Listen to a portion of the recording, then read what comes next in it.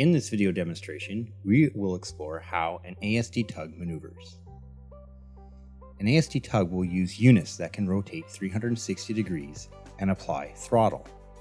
This results in a direction and speed, which the water is propelled away from the unit. The resultant force is dependent on how both units are set up. In this case, we have both units turning inward, propelling water away from the tug. This results in a neutral position for the tug.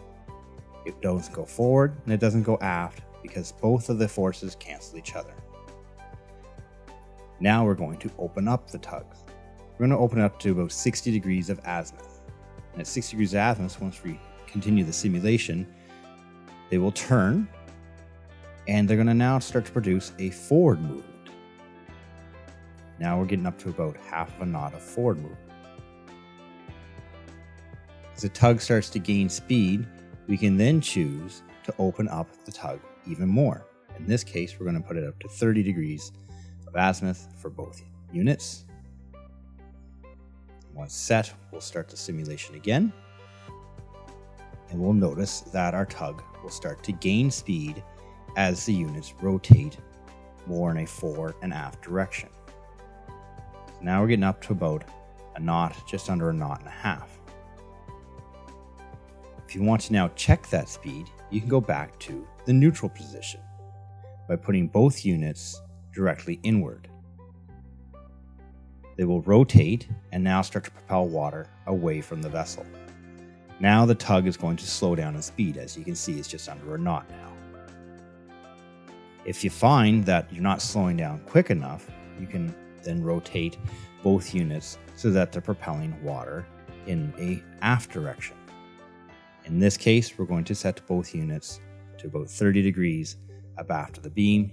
Here on the starboard unit is now going to propel water towards the head, and now the port unit as well. And you'll notice once we start the simulation, we'll slow down even quicker.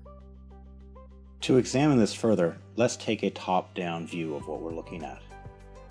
Here we essentially have an x-axis, or port and starboard, and a y-axis, fore and aft.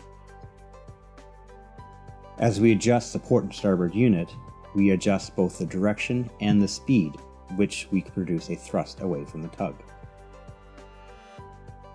Looking at this in closer detail, we see when we move our port unit inward, we're creating a vector that is outward. When we move our starboard unit inward, we're also creating a vector outward when we apply the throttle. Both throttles have now been applied, the forces cancel each other out. However, should we then choose to open up the units, what we would do is we'd move the port unit forward, approximately 30 degrees, and the starboard unit forward. The result is that both unit creates a vector with both a direction and speed.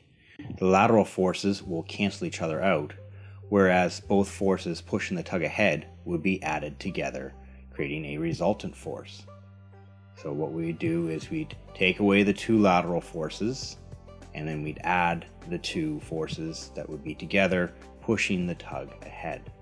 This was known as a resultant force.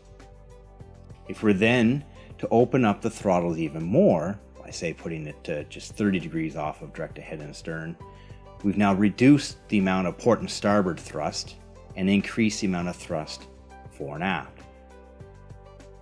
If we were then to put both units directly ahead, all of the force now is being directed out the stern of the tug. So there is no lateral force that is canceled out. It's just all pushed.